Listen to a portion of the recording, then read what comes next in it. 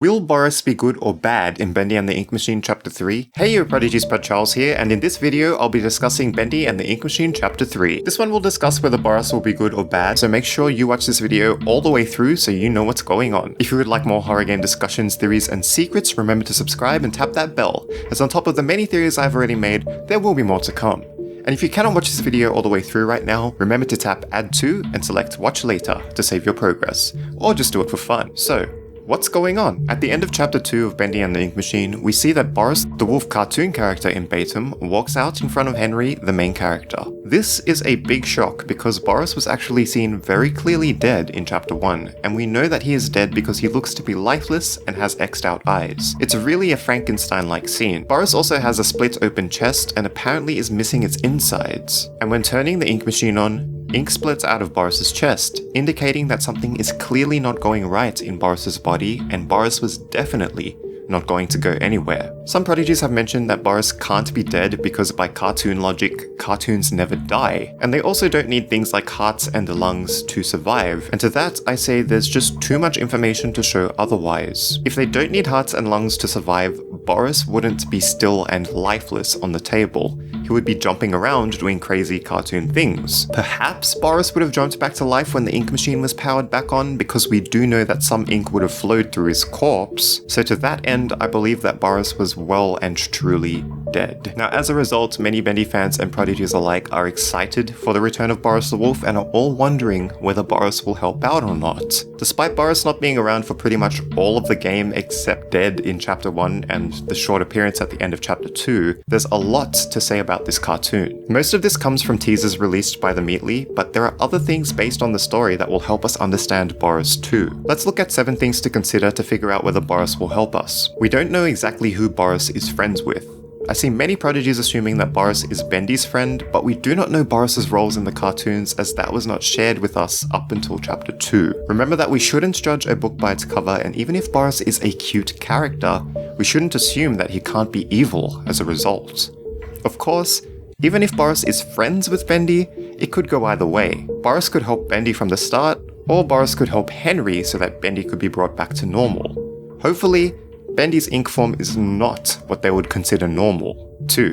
Boris looks like a timid character. If Boris is afraid to approach Henry, say if humans really did something terrible to him, then it makes sense that Boris would be less likely to help him. At the same time, if Boris does choose to trust Henry, for whatever reason, he might still not be likely to go out of his way to put himself in danger for Henry. We all saw the teaser released by the Meatly which shows this. Boris does look like he'll have potential to be a supporting character, perhaps repairing things in the background or providing guidance to Henry throughout his journey through Joey Drew's studio. 3. Boris might not even be Boris. We prodigies have come up with theories in the past that Boris might be a worker in a suit, because the damage we've seen to Boris's corpse in Chapter 1 seems way too extensive to be repairable. While chances are if the worker is someone like Wally Franks or Norman Polk, they probably will help out Henry on his adventure. This all comes back to not judging a book by its cover after all. We don't know what the workers have been going through in the last 30 years before Henry appeared at Joey Drew's studio again. How do we know that the workers weren't brainwashed or somehow convinced into joining this strange cult that seems to have been formed at the studio?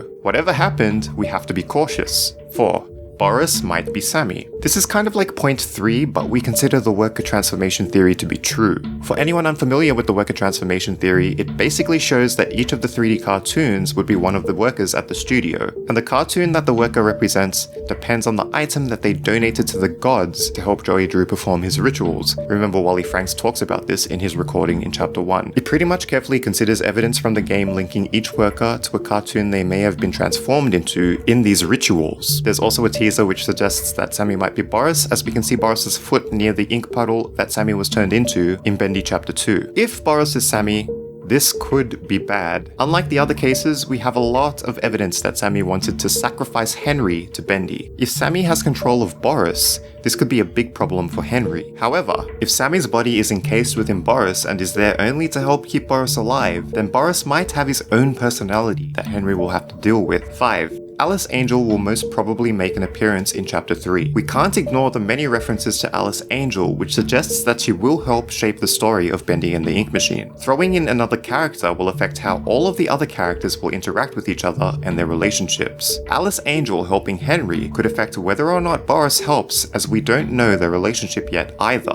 While it would be great to have at least Alice or Boris helping out, I imagine it would be difficult if both of them turn on Henry. 6. In the previous teaser for Bendy and the Ink Machine Chapter 3, Boris is seen holding a wrench, and a wrench can be seen as either something that could help fix things or take them apart. If Boris ends up being an enemy, he might end up breaking down or fixing things in a way that will block Henry from progressing through the story. While this would be annoying for Henry, I think it would actually make the gameplay a little more interesting. The same would apply if Boris were to help us too. Anything that would make the gameplay of Bendy and the Ink Machine more fun to play and contribute to the story would be welcome additions. 7.